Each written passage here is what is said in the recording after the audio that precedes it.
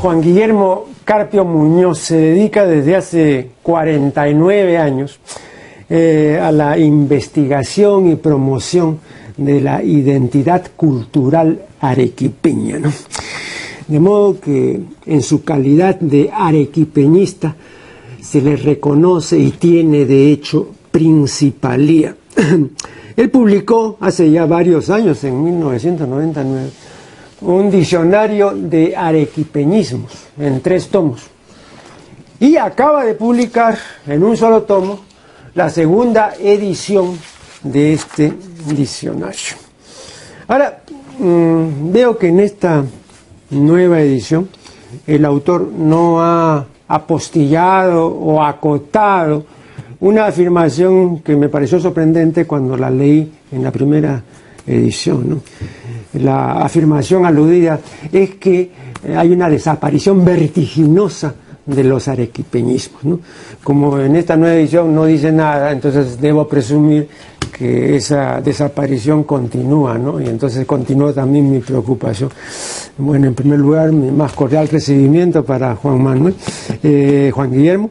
Y la pregunta puntual es esa, ¿no? De los 5.000 y pico de arequipeñismo que había hace una década y un poco más, ¿cuántos hay ahora? Bueno, yo creo que el mismo número sigue existiendo. El asunto está en la frecuencia de uso. O sea, la frecuencia de uso ha bajado muchísimo.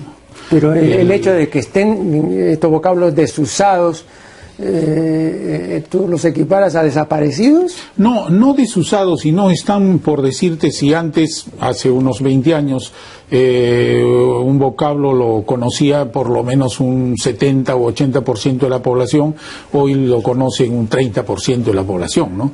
Y lo utilizan un 15% de la Pero población. tú decías hace más de 10 años, ¿no?, que había una vertiginosa. El hecho de la desaparición de los vocablos en una lengua es normal y la incorporación de nuevos vocablos. Lo que yo no veo como normal es que esa desaparición sea vertiginosa. A eso me refería yo.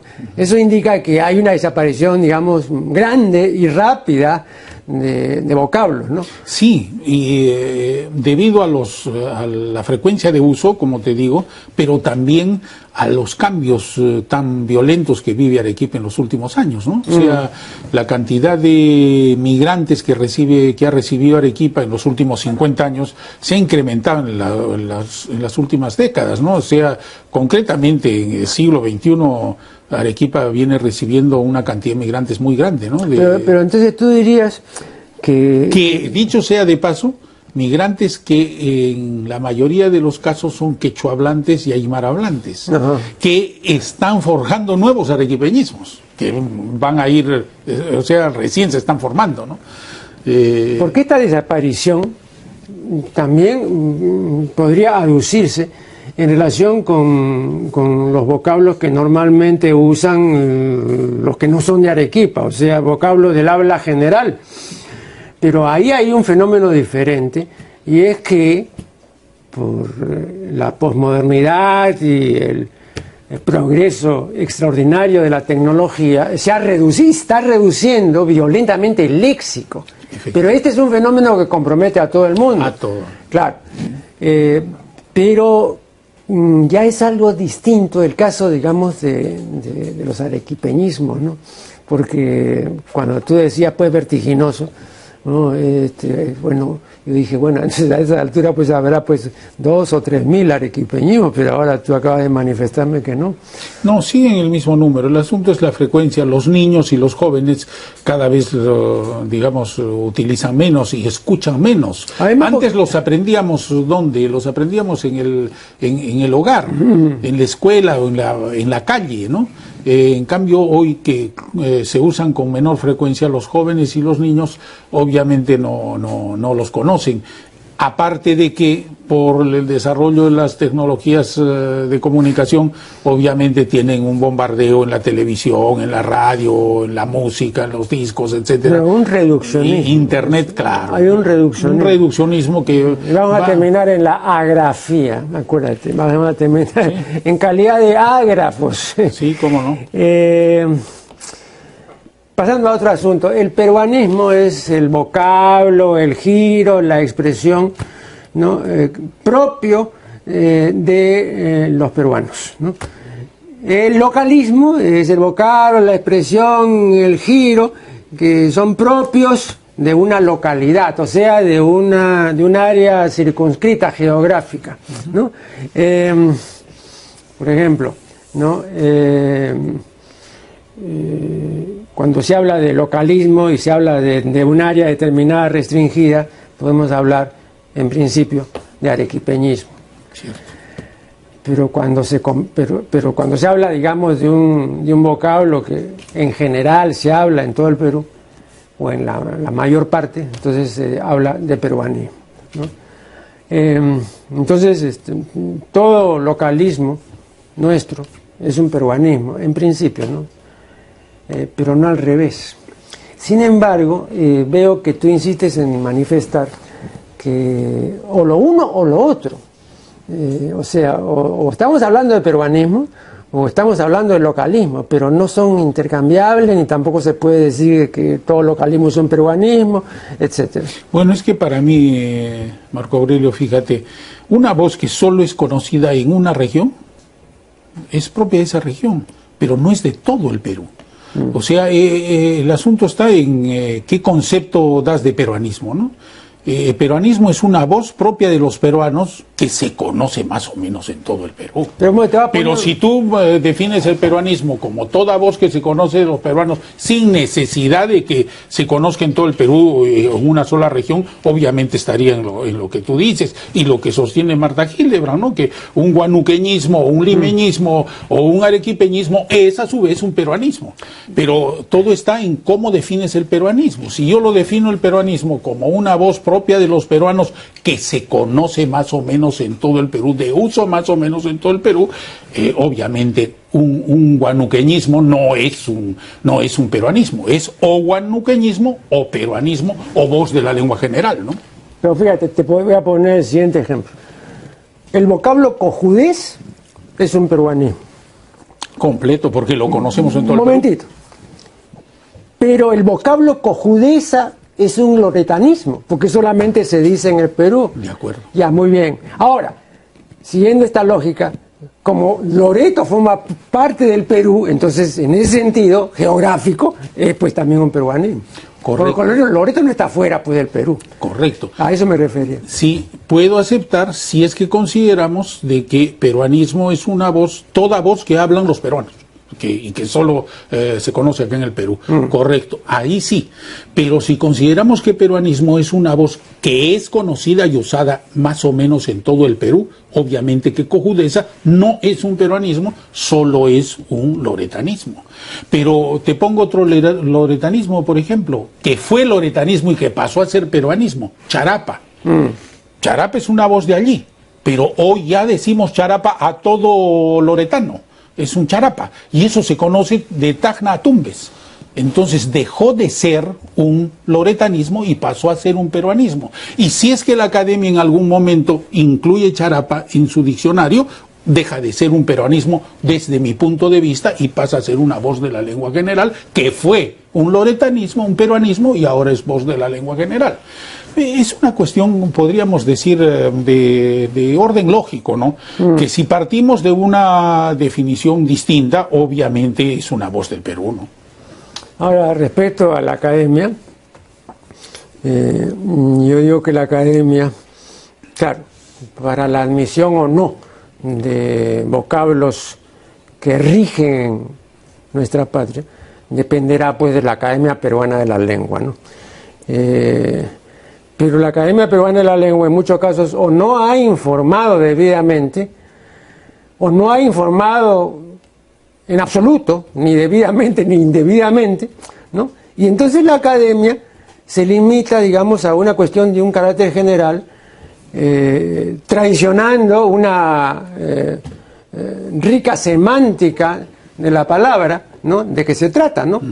Por ejemplo, si tú, para volver al vocablo cojudez, que además está en el diccionario, yo siempre lo digo, porque no me van a poder mostrar lo contrario, de que está en el diccionario de la Academia por mí, porque yo no voy a repetir ahora por qué está ahí, pero puedo contar la historia, ¿no? Bien, pero la academia lo registra en primer lugar como americanismo. No es americanismo. En segundo lugar, le da una sola acepción, cualidad de cojudo. No, tiene 5 acepciones. Bueno, yo he mandado y he dicho, y además está publicado, ¿no es cierto?, que el vocablo cojudez, ¿no es cierto?, tiene pues 5 acepciones. Y el otro día justamente en un artículo sobre Valdelomar, en el comercio, ¿no? Yo mencionaba, y es un uso de Valdelomar del año 1914, ¿no? Y Valdelomar, en una carta que dirige a Enrique Bustamante y Vivian, le dice: aquí en el Perú, en este país, todas son cojudeces, hasta tener talento es una cojudez, y él sabía muy bien que lo tenía, indudablemente que sí. Bueno, el año 14, se han pasado pues muchos años, ¿no? Es un vocablo centenario, lejos, ¿no? Y sigue muy mal definido. Entonces, sí, en ese sentido, quiero también yo rescatar el hecho, ¿no?, al congregar este número impresionante, porque 5.000 y pico es un buen número, ¿no? Y definirlos, no siempre cumplidamente, no se puede hacer eso siempre, ¿no?, pero por lo menos haberlos allegado, es una labor meritoria, ¿no?, y que hay que destacarla, ¿no?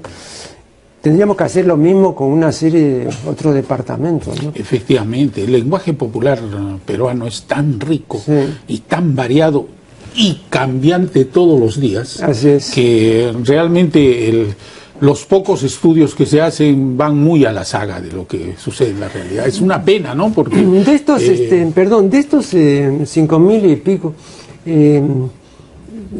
¿cuántos son arequipeñismos sintácticos, semánticos, ¿no? Porque, por ejemplo, hay una serie de voces del habla general que figuran como arequipeñismo, por ejemplo, la voz cangrejo, ¿no? Pero no en el sentido, digamos, en que todos entendemos como un crustáceo, etcétera, ¿no? Sino en el sentido de alguien que hace mal las cosas, o al revés. Al revés, ¿ya? Camina para atrás. Claro, para atrás, ¿no? ¿Cuántos hay más o menos? Bueno, aproximadamente un 10%, ¿no? Un 10%. Un 10%. ¿No? Hay muchas voces, y voces inclusive que vienen, por ejemplo, una voz, ser un mendigo. Ajá.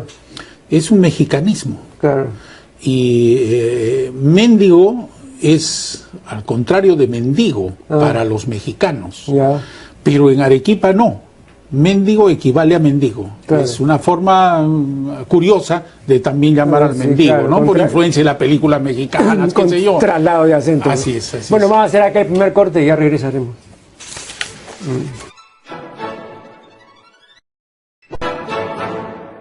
Estamos dialogando con Juan Guillermo Carpio Muñoz.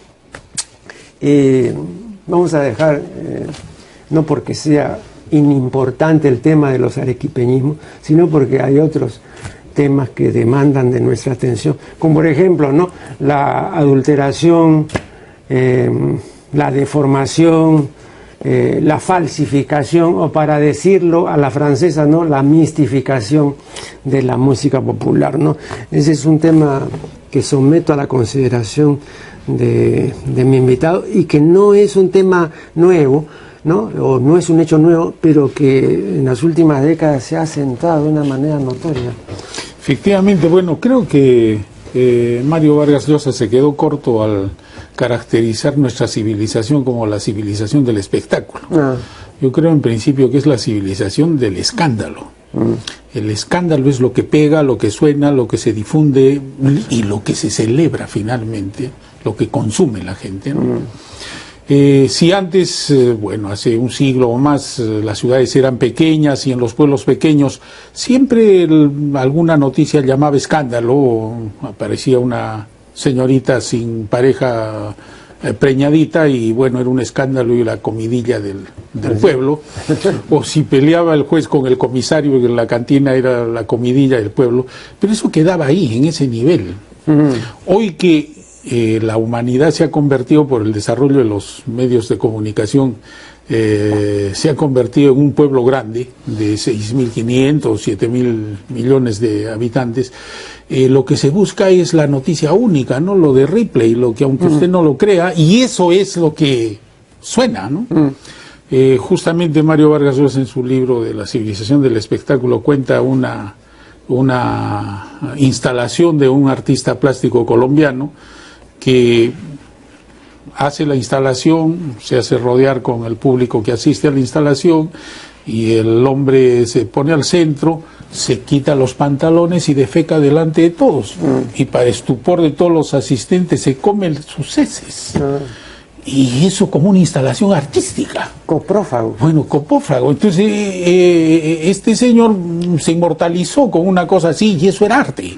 O mejor, ¿no? Mierdívoro. Correcto. Y es que eso es lo que suena. Y eso no solo en los medios de comunicación, sino también en las bellas artes, que ya no tienen nada de bellas, y en la cultura en general, y en la cultura popular.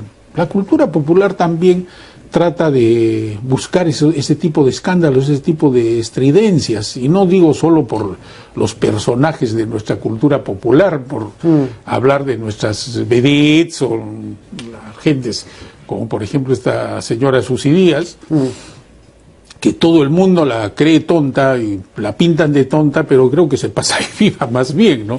Como llegó al Congreso mostrando un número en una de sus nalgas, una forma de llamar a escándalo y conseguir lo que ella quiere a través del escándalo.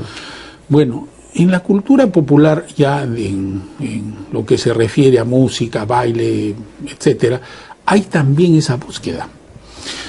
Pensar en un vestido, por ejemplo, de Dina Paucar, ¿no?, que es una de nuestros símbolos del folclore de nuestros días.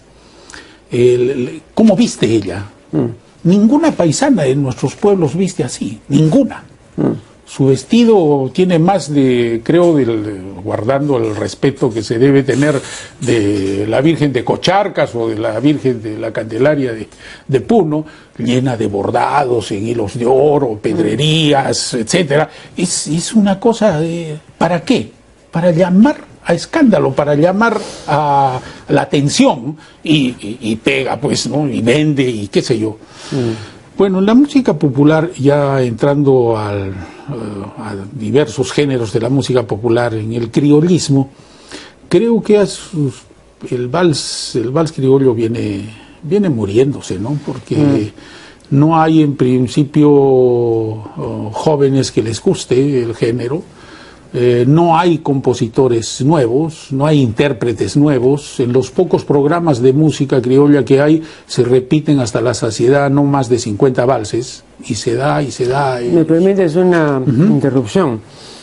Fíjate, he seguido tu razonamiento y tu discurso, y concuerdo contigo en términos generales.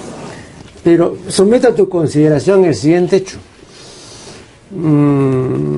Desde hace 50 años, para más o menos hablar de la aparición en nuestro medio de la televisión, ¿no?, en las mañanas, en la madrugada y en diversos canales hay programas folclóricos, los sigue habiendo.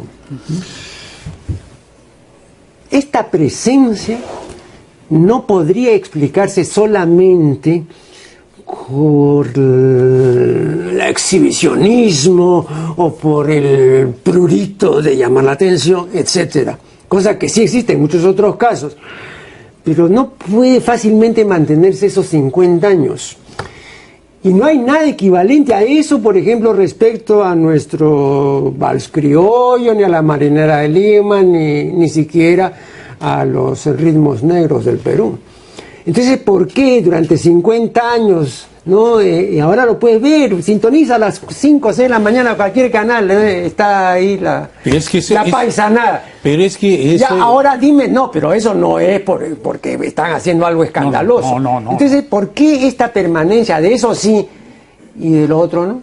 Porque esos 50 años justamente coinciden con la llegada de migrantes andinos a las ciudades, y específicamente a Lima, y con la nostalgia que ellos sienten de las músicas de su sitio, y que inclusive pero en muchos... no eran mayoritarios, pero han ido siendo mayoritarios, en esos 50 años han ido siendo mayoritarios. ¿Y qué cosa sucede? Esa gente en muchos de los casos no tenía electricidad en su pueblo y encuentran en su ciudad sí electricidad y prender un radio para escuchar su música. Yo he visto, y tú habrás visto también, hace 30 años atrás que comienzan a salir los radios a transistores, a gente andina aquí en las ciudades cargando un poderoso transistor así y escuchando su música y yendo a su trabajo, qué sé yo, increíblemente, ¿no? Pero fíjate, sin que hayan sido folclóricos, porque no lo fueron en este sentido al que me estoy refiriendo, creo que todos también recordamos perfectamente la vigencia indubitable de los dávalos aquí en la capital. Y grabaron muchos discos y gustaron y siguieron cantando todavía muchos años. Después José, me parece, se fue a los Estados Unidos, en fin, bueno, esa es otra historia. Pero por ejemplo los dávalos, tú no te imaginarías ahora a un conjunto arequipeño de esa calidad ahora, ¿no? Atrayendo de esa manera en que los dávalos atrajeron a los limeños en la década. Efectivamente. ¿Por qué? Pero era en el momento de la edad de oro del vals criollo, ¿no? Era en el momento en que estaban los chamas, los no, pero estaban compitiendo los trovadores, sí, compitiendo con todos ellos. Claro, pero justamente esa competencia había porque había demanda, porque la gente buscaba escuchar y buscaba escuchar nuevas voces y asistía a los auditorios de las radios y compraba discos y bailaba esa música. Está en vigencia. El vals criollo es uno de los géneros de más corta vida en nuestra historia, yo creo.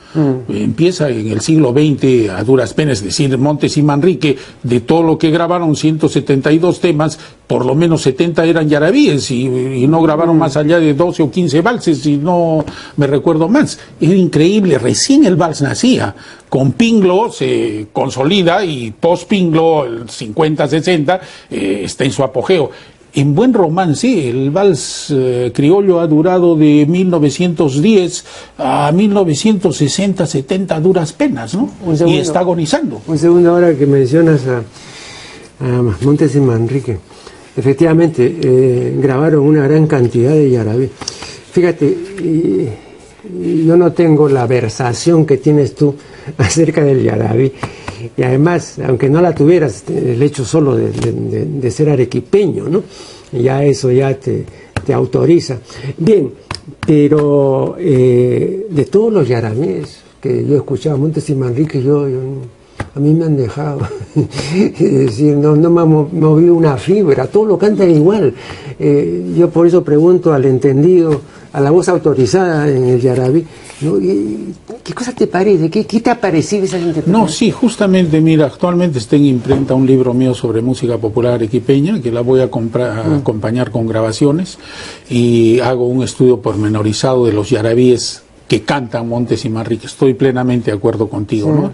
Ellos casi cantan un molde, bueno, los contrataron para que den una idea de toda la música popular que se cantaba en Lima. Todos lo cantan igual. Sí. Estoy completamente de acuerdo, digo, pero sin embargo el testimonio es importantísimo en el sentido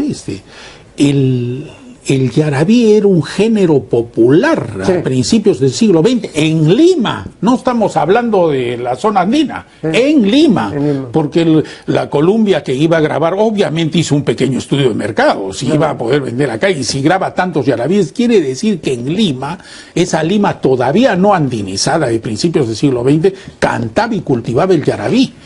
Entonces creo que de Montes y Manrique, las grabaciones de Montes y Manrique, que no tienen tanto valor en la calidad artística, sin embargo, como testimonio histórico nos dan este dato que es importantísimo. El yarabí era un género muy popular en todo el Perú, inclusive Lima. Vamos a hacer acá un nuevo corte y ya regresaremos.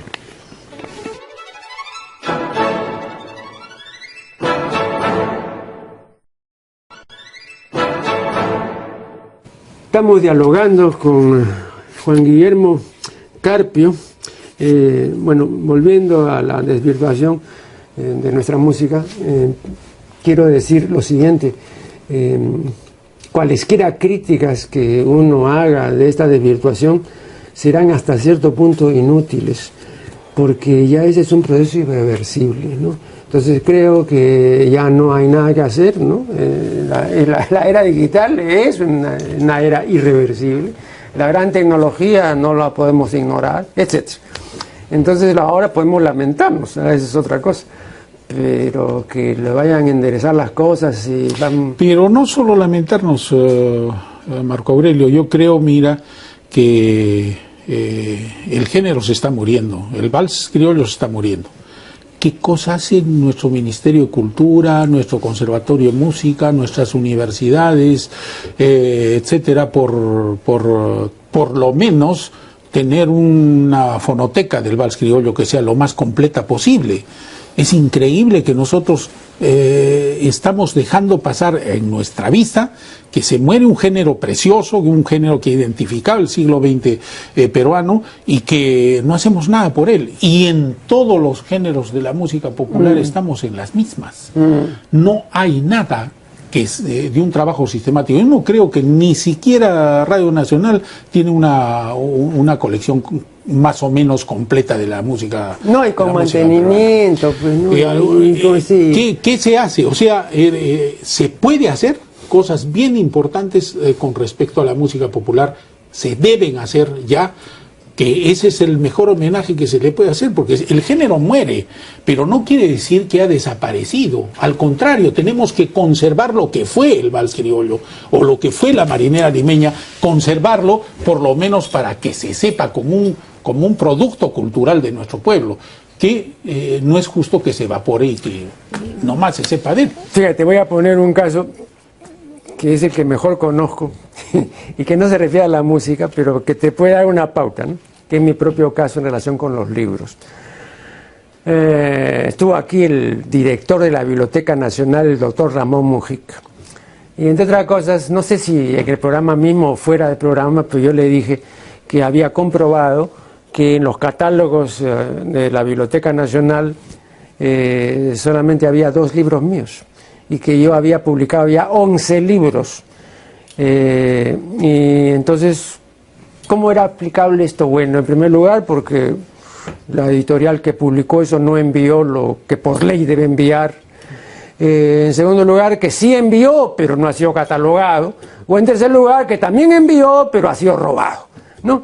Y entonces me dijo, bueno, las 3 cosas pueden haber ocurrido, ¿no? Y yo le dije, bueno, pero la persona entonces que tiene a su cargo eso, y la autoridad competente, entonces que se comunique conmigo para completar, enviarle pues esto, y luego pues comprobar que efectivamente los lectores tendrán acceso, en fin, ¿no?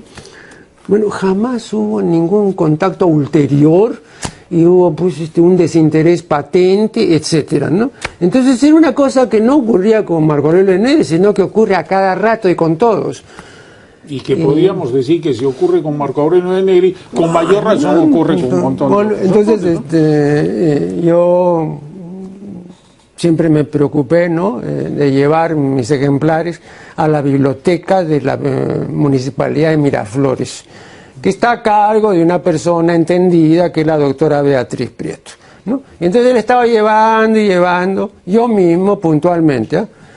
Porque no voy a esperar que compren y tal, porque a veces no tienen partida, no pueden, no encuentran, en fin, ¿no? Bueno, y ahí tienen ya pues ¿no?, el registro electrónico, y entonces, ¿no? Pero yo notaba una serie de cosas ahí. Primero, que faltaban libros míos, pero yo había entregado esos libros. Segundo, que no estaban en orden cronológico, cosa que me parecía muy rara. Y en fin, había una serie de anomalías. Y entonces me dijo la verdad, ¿no? Y eso es así, ¿eh? Me dijo, en primer lugar, no están en orden cronológico porque el programa que tenemos para eso no ordena cronológicamente. De modo que ordena por orden de llegada. De modo que es así. Y entonces teníamos que cambiar de programa. Uno. No, segundo, que ¿por qué no están los últimos libros que usted nos trajo? Ah, porque no tenemos sistema. Entonces está todo paralizado. Y me comenzó pues con, ¿no?, una serie de consideraciones respecto a la ineficacia o a la inexistencia o, en fin, a la negligencia de todo un sistema y de todo un equipamiento que no funcionaba.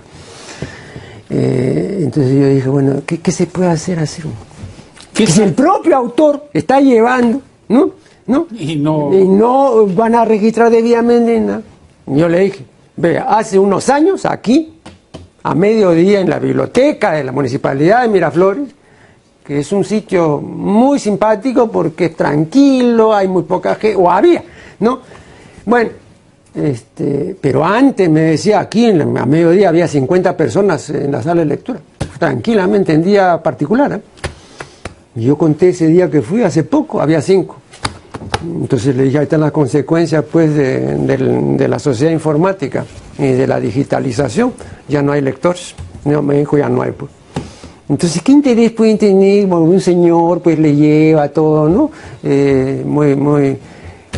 Pero lo mínimo que tiene que hacer el Estado es hacer un registro de lo que se produce, por lo menos, y tanto en música como en libros, como etcétera. Debiera de haber una cosa, es lo mínimo que debiera haber en cultura, ¿no? Es increíble que nosotros hacemos bien en venerar nuestro monumento Machu Picchu y tenerlo lo mejor posible, correcto, pero hay una serie de bienes culturales que desaparecen, no existen para el Estado y no lo registra. ¿Quién lo va a hacer? Claro. Vamos a esperar que la empresa privada o un particular lo haga. Bueno, hay algunos coleccionistas de discos que han rescatado algo, ¿no? Y hay que aplaudirlos.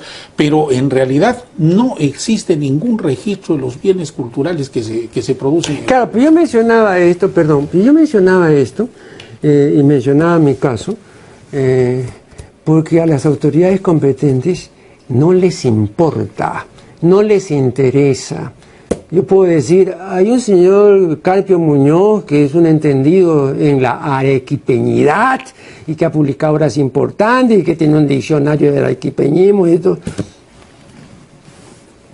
Entonces tú andas a abrir la biblioteca, vamos a ver si están tus libros.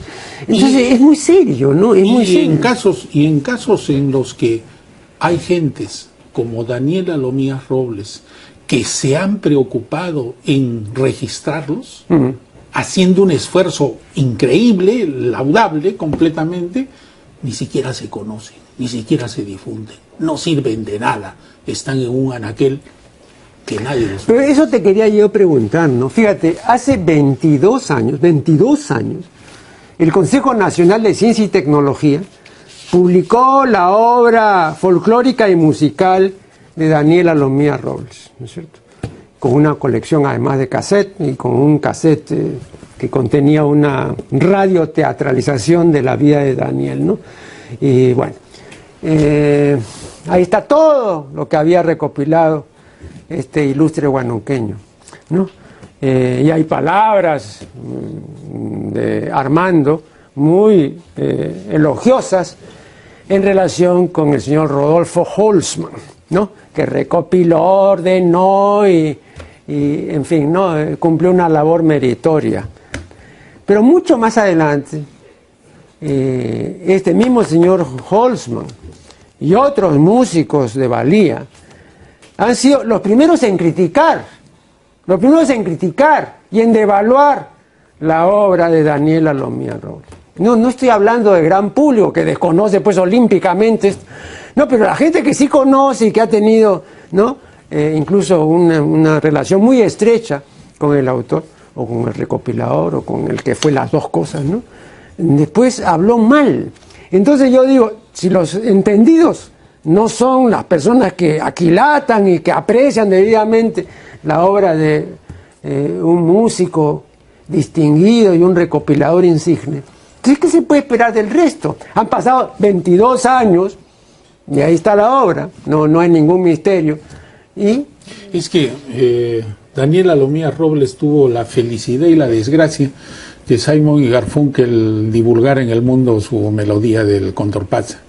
La felicidad porque obviamente es el músico académico más conocido que en el mundo por alguna melodía, y la desgracia porque la gente que sabe de la existencia de Daniela Lomías Robles le pone la etiqueta el compositor del Condorpatza, y algunos hasta ponen en duda, increíblemente ponen en duda el que a Lomías Robles haya hecho. No, pero yo te quisiera decir esto, efectivamente, ¿no? Ponen en duda. Pero fíjate tú, hay una serie de composiciones que han llegado a ser célebres y que ya han sido puestas también en duda.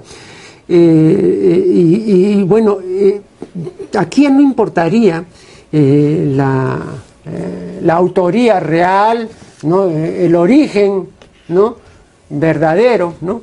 de la composición, sino el mérito de quien la rescató, la recopiló y luego la arregló. No, pero en este caso, Marco Aurelio, es por ignorancia de que se sostiene que Daniel Alomía Robles no compuso el Cóndor Pasa. Ignorancia porque él lo señala perfectamente. El Cóndor Pasa tiene 3 partes. La primera parte, es de Daniel Alomía Robles, escrita por él. Pero la parte final, la tercera parte, es una cachua que él recopila, y en esas más de 600 obras de la obra que tú has mencionado, figura que la recopila de la zona andina central. Esa esa no es de Alomía Robles, sino es un remate que se acostumbraba a poner a las melodías andinas. O sea que Daniel Alomía Robles cumplió con honestidad señalar cuál es lo suyo y cuál es lo que recopiló. Y la ignorancia de algunos, lastimosamente inclusive músicos conocidos, es de que no se han dado el trabajo de examinar la obra y ver que Daniel Alomía Robles señala que esa cachua no es de él, es recopilada y que la puso para rematar su tema. Pero bueno, Daniel Alomía Robles, si no hubiera hecho el Cóndor Pasa, sería un hombre venerable por lo que hizo por el folclore peruano. 20 años de su vida. Me vas a permitir una última interrupción y luego continuará nuestro invitado.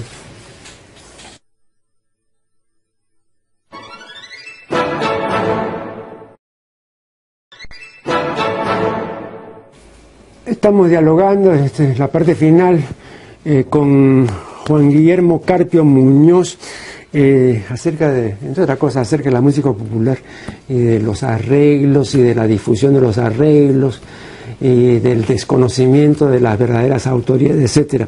Te pondré rápidamente 2 casos, ¿no? Un primer caso concierne al famoso guaño Adiós Pueblo de Ayacucho, ¿no?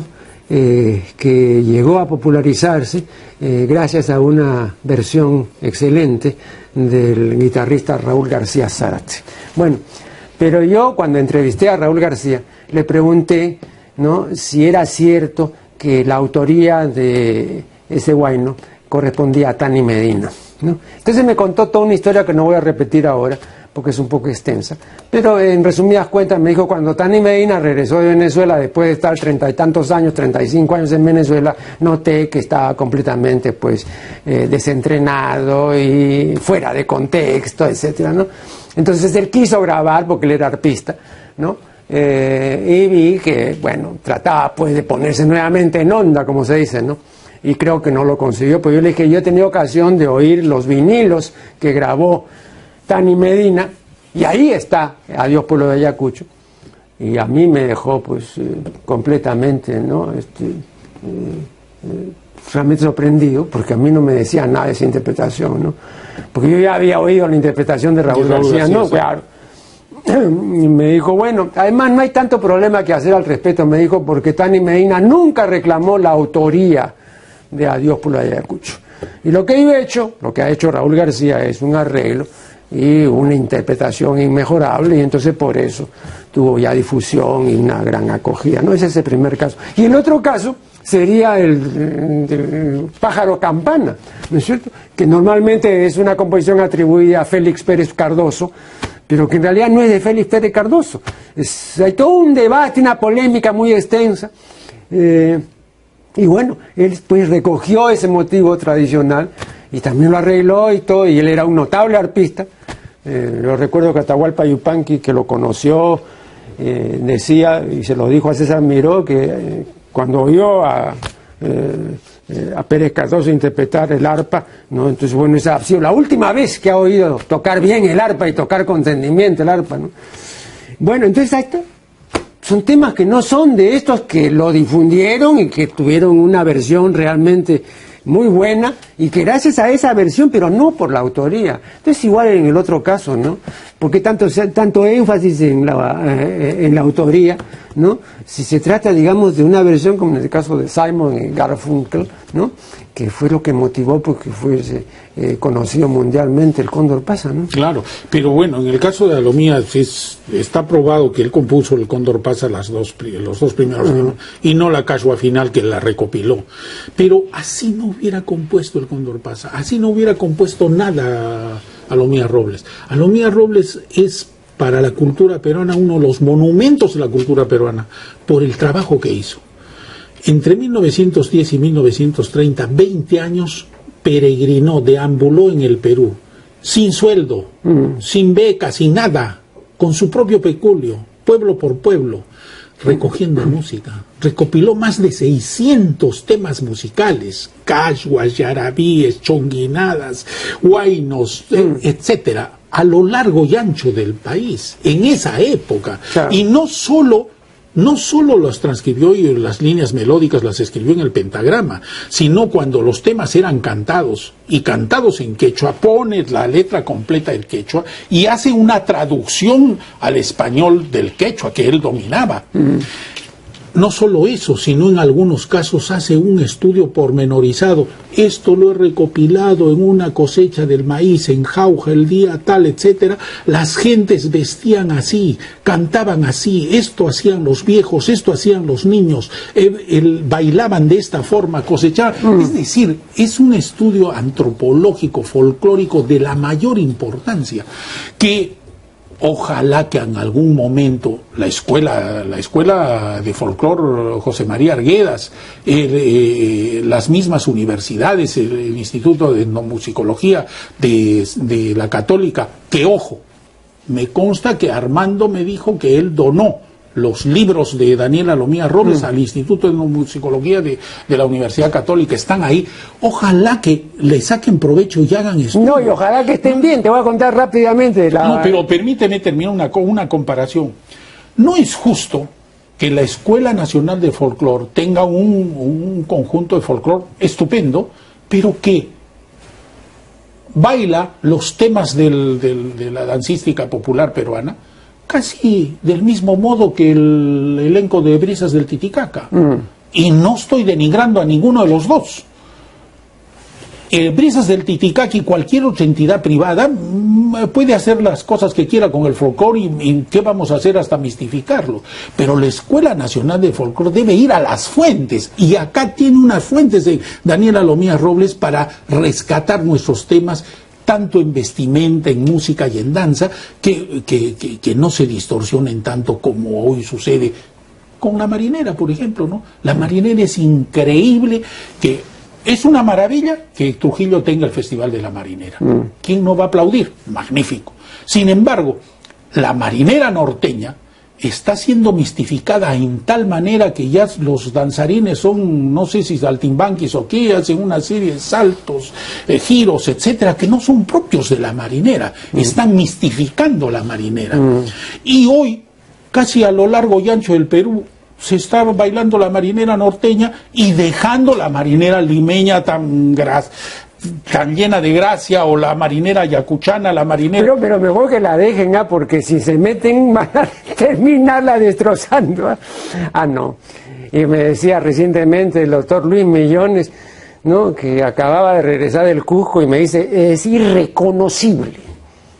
Y esa es la consecuencia de la algarabía turística y de la publicidad y de todo lo que usted ya conoce.